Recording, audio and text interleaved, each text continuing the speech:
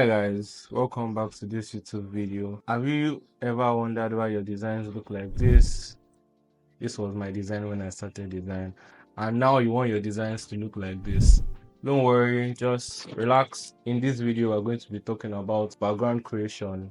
Now, take note, this video is just the introduction to background. In the weeks to come, we'll be talking or looking at basic practicals on how to create different types of backgrounds we'll be talking about in this video.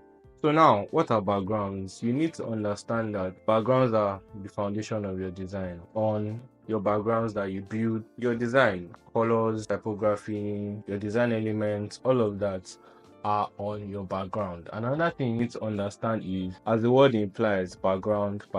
Your background is meant to be in the background, as the word says.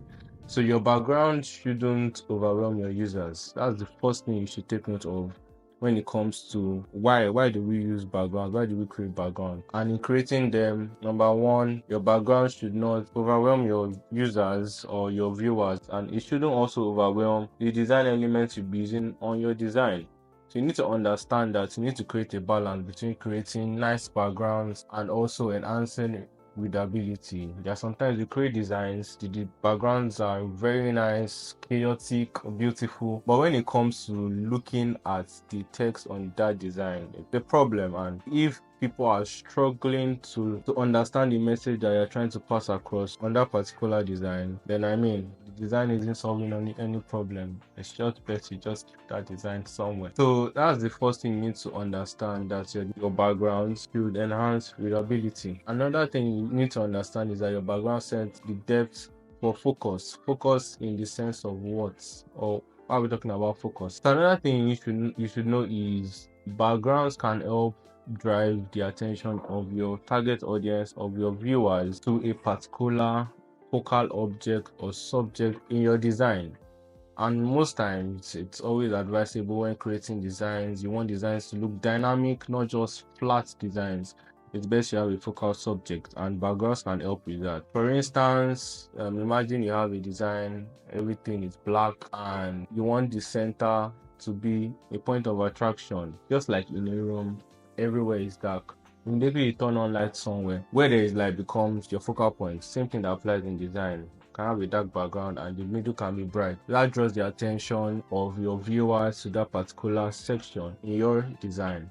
Another thing you need to understand is the background sets the environment for every other thing that comes on your design. Like we said, backgrounds are just like foundations. Some foundations that you build upon foundations. Same thing in design. Backgrounds help setting the environment and determine the kind of elements, determine the choice of assets, design elements, colors, textures, patterns, typography that go on that background. These are the things you need to understand about the functions of background. So what are the different types of backgrounds that we have? So we have minimalist background. There are a lot of us that like whites. We just like white backgrounds and a little bit of texture. It looks good. That's a clean minimalist background. For instance, if you are designing something for, let's say, an interior agency, you won't want to use colors that are loud, because most times they use, let's say, pastel colors or muted colors. So using pastel colors or muted colors conveys minimalism.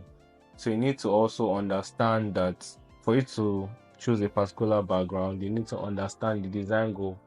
What message am I trying to pass across? So what is common or what is well known in this industry that I am designing for? You need to understand that influences your choice of backgrounds. Like I said, solid color backgrounds, solid colors, maybe a black background, a blue background, orange background. Those are solid color backgrounds.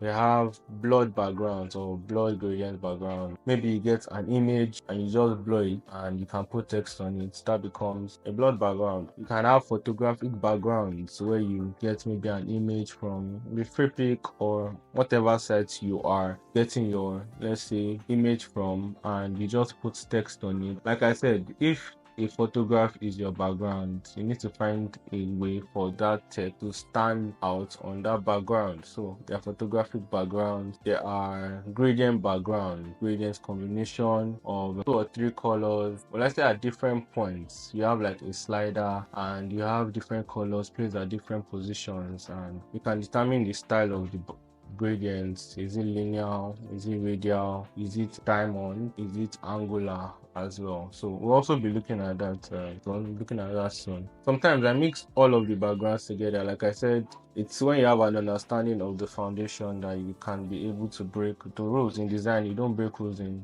ignorance. How I create my background, sometimes it can be photographic backgrounds. I can get maybe 2 or 3 images, try and blend them together. But one thing you should know is when it comes to how I create my backgrounds, you need to have an understanding of the adjustment layers. In I'm using Photoshop as a case study for now because that's the tool that I use. So understanding how blend modes work.